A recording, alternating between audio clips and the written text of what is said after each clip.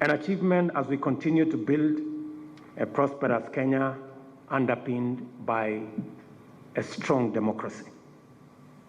Distinguished delegates, today, conflict in the developing nations is to a large extent driven by desire of other states to exploit resources.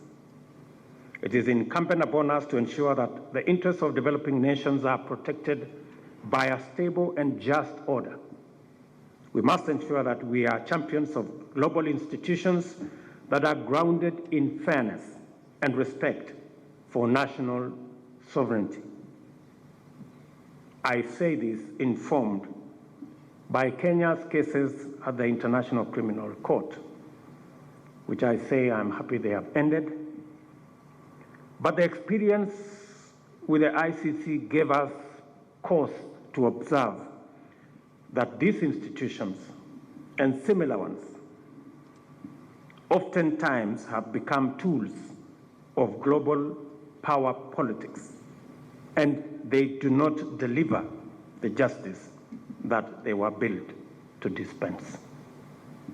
Kenya, therefore, wishes to urge AALCO, member states and partners to ensure that we have greater say, both within and without the international judicial institutions, so that we can remedy and ensure that they serve the purpose for which they were intended and not any other purpose.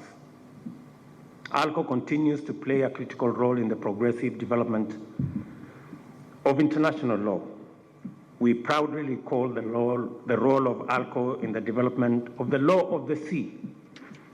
AALCO has also contributed through its deliberations in the international human rights regime, the law of treaties, principles concerning extradition of fugitive offenders, principles on the status and treatment of refugees, the model text for bilateral arrangements on mutual assistance in civil matters, and the model agreement for the promotion and protection of investments.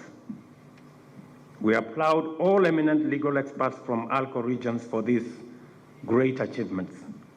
It is for this reason that I am proud to offer Kenya's Professor Githu Muigai, the Attorney General of the Republic of Kenya, for the post of Judge of the International Tribunal for the Law of the Sea.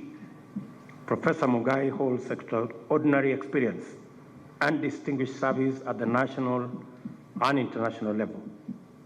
During his tenure as Attorney General, he has greatly contributed to the enhancement of the rule of law, a task that has included overseeing the implementation of the Constitution of Kenya 2010, an exercise that had required the enactment of 136 new pieces of legislation. I would also like to introduce Mr. Simon Juguna, who is our candidate for the re-election as a member of the Commission on the Limits of the Continental Shelf. We look forward to the support of your respective countries when the elections are carried out on the 27th meeting of the state parties to the United Nations Convention on the Law of the Sea, which I understand will be held from the 12th to 16th June this year. Ladies and gentlemen, I have taken note that some of the topics this conference will deliberate upon include the legal aspects of violent extremism and terrorism, the status and treatment of refugees, selected items on the agenda of the International Law Commission, including areas on protection of the atmosphere, immunity of state officials from foreign criminal jurisdiction, and fundamental principles of international law.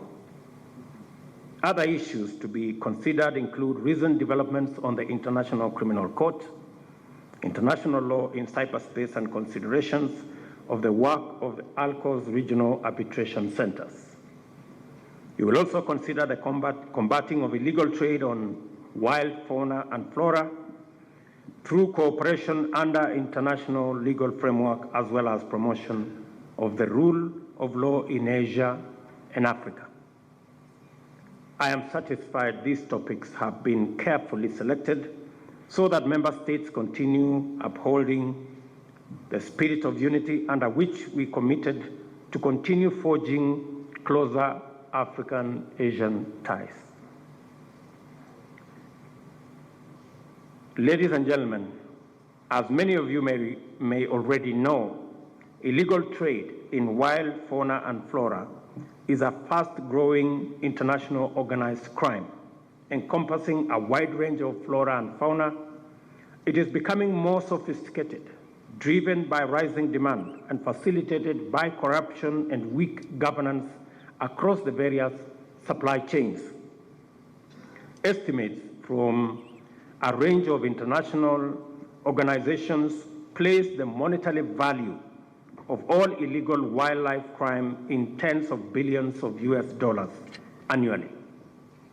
With these very disturbing statistics, it is clear that we as legislators, policymakers, judicial authorities, law enforcement agencies, and regulatory authorities, partnering with communities and other non-state actors, need to do more. The strong commitment made at the global level must translate into immediate, decisive, and collective action to narrow the gap between these existing commitments and their implementation. But even as we embark on these obligations, we must do so coherently to fully address the multiple dimensions of these problems. Coordinated efforts are also required to avoid displacing the problem from one country or area to another. Terrorism continues to pose a major threat to international peace and security. In addition to the devastating human cost of terrorism, in terms of lives lost or permanently altered, terrorism acts aim to destabilize governments and undermine the economic and social development of humanity. It is worth noting that addressing this threat is that much more difficult given the complex and constantly evolving nature of terrorist activities. Its motivations, financing, methods of attack, and choice of targets are constantly changing. Terrorist acts often defy national borders. An act of terrorism can involve activities and actors from numerous countries. Given this complexity, the need to share best practice and lessons learned and to assist with the investigations and prosecution of terrorism cases is not debatable. Indeed, strong coordination and cooperation within national governments and between state organizations at the regional and international level is key to effectively combating terrorism. You have an important role to play, ladies and gentlemen, and it is my sincere hope that this conference will take its pride of place in the books of history by adopting resolutions on international legal matters that will transform the lives of our people in Asia and in Africa.